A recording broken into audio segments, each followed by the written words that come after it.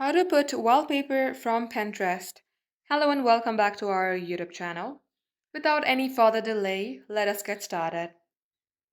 Open your Pinterest application. If you don't have Pinterest app, you can also browse through a web application.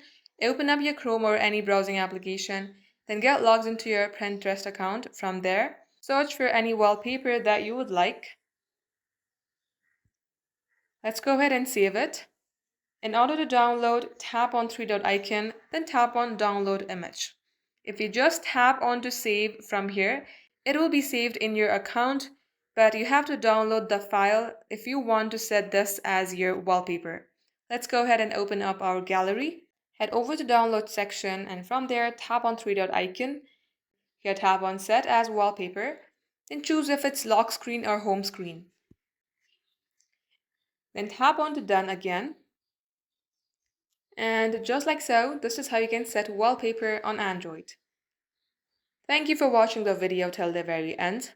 If it had helped you in any ways, then do like and subscribe.